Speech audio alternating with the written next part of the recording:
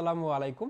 আজকে আমাদের এলাকায় ঢাকা ১৯-এ বিএনপি সমর্থিত যে এমপি পদপ্রার্থী তার একটা সমাবেশ ছিল। তো সেই সমাবেশের সময় আমরা আমাদের আব্বুকে খুঁজে পাচ্ছি না। তাকে ফোনেও পাওয়া যাচ্ছে না। তো এরপরও কিছুক্ষণ পরে আমাদের আব্বু তিনি বাসায় প্রবেশ করলেন, হাতে দুটো তবরক। তো তবরক দেখে তাকে প্রশ্ন করা হলো, "কি ব্যাপার? তুমি কোথায় গিয়েছিলে?" তো আব্বু বললেন যে তাকে হচ্ছে আমাদের বাসা থেকে গাড়িতে করে সসম্মানে সেই সমাবেশে নিয়ে যাওয়া হয়েছিল। তো আমরা কিছুটা দ্বিধাদ্বন্দ্বে পড়ে গেলাম যে রায়ের পরে সবার সাথে কথা বন্ধ রেখে তিনি কিভাবে আবার বিএনপির এই যেই সমাবেশ ছিল সেখানে তিনি চলে গেলেন এবং তিনি খাবারও নিয়ে আসলেন। ওয়েল, যখন আমরা খাবারটা নিয়ে ভিডিও করব যে এই আমাদের সর্বশেষ আপডেট, ঠিক সেই মুহূর্তে আওয়ামী লীগের যেই সমর্থক, আওয়ামী লীগ বলতে নৌকা মার্কার অ্যাকচুয়ালি যে সমর্থক, তিনি আবার আটকালেন যে না, এটা আগে খেতে হবে গরম গরম, তারপরে অন্য কথা।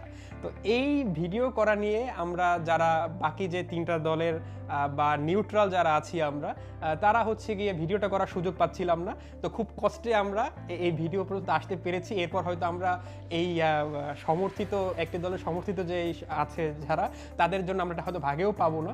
তবে এটা ভাগে পাওয়ার জন্য আমরা যেখানে বসতে পেরেছি সেটা বসতে দিয়েছেন আমাদের অন্য একজন জামাতের সমর্থক, আমাদের পরিবারের সদস্য।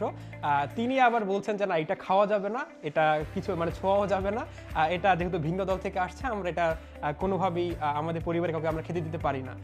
কিন্তু আমাদের পরিবারে পারিবারিকভাবে পাওয়া একজন ধানের শীষের সমর্থক, তিনি আবার এটা খাওয়ার জন্য খুব উদ্গ্রীব। তিনি বলছেন যে না, এটা যেহেতু বিএনপি থেকে আসে, সুতরাং এটাতে তিনি অনায়াসে এটা দাবি রাখতে পারেন। আর সর্বশেষ আমাকে ধাক্কাধাক্কি করা হচ্ছে। আমি আসলে একটা প্যাকেট দাবি করেছিলাম এখান থেকে, কিন্তু আমাকে ধাক্কাধাক্কি করা হচ্ছে যে না, তুমি হচ্ছে ট্রাক মার্কা, অথবা তুমি হচ্ছে একজন বলতেছে শাপলা মার্কা, তুমি এটাও খেতে পারো না। অ্যাকচুয়ালি আমি তাদের জন্য আমার রাজনৈতিক আইডিওলজি ক্লিয়ার করতে চাই। আমি আগামী যে জাতীয় নির্বাচন আসতেছে সেখানে আমি কোনো মার্কাই দেখব না।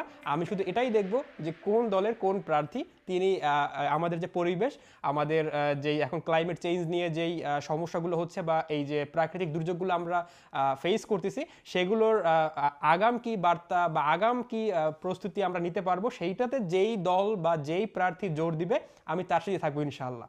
আল্লাহ হাফিজ।